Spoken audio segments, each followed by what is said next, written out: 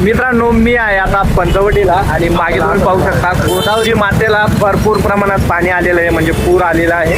गोदावरी मातेने रुद्र रूप घेतलेलं आहे अक्षरशः. कारण या ठिकाणी जर का आपण फिरायला आलो तर खूप सारी गर्दी असते आणि आज त्याच ठिकाणी गोदा घाट जो आहे तर तो पूर्णपणे बुडालेला आहे.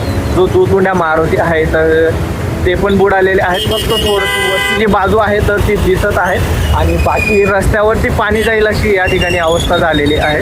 आणि तुम्हाला मी थोडं दृश्य दाखवतो. आणि काही नाशिककर मंडळी या ठिकाणी कोण फोटोशूट करतंय, कोण व्हिडिओ घेतंय. परंतु जेव्हा गावाकडे पावसाच्या पाण्यामुळे जेव्हा पूर येतो ना तेव्हा पूर्ण गावकरी मंडळी नदीचं पाणी पाहायला जात असते आमच्याकडे. तुमच्याकडे पण जात असेल जर तुम्ही गावाकडे राहत असाल तर. आणि ती सवयच आहे, दरवर्षी पावसाचं पहिलं पाणी नदीला आलं किंवा पूर आला तर मग पाहायला जात असते पूर्ण गावकरी मंडळी. आणि यामागे दोन कारणं असतात आमची. ते म्हणजे शेतकरी बंधू जात असतात. जर का नदीला पूर आला आणि शेत जर का त्यांचं नदी काठावरती असेल तर ते बुडू शकतं, म्हणजे पिकाचं नुकसान होईल. आणि ज्यांच्याकडे शेत नाही आहे तर ते या चिंतेने जात असतात. जर का शेती बुडाली तर मग शेतमजुरी भेटणार नाही आणि मग दोघांचं या ठिकाणी नुकसान होत असतं गाव वगैरे. परंतु या ठिकाणी थोडीशी अवस्था वेगळी आहे.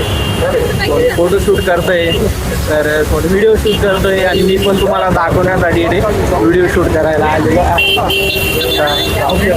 भयान असं पाणी आहे आणि पूर्ण जो पंचवटी घाट आहे तर तो बुडालेला आहे.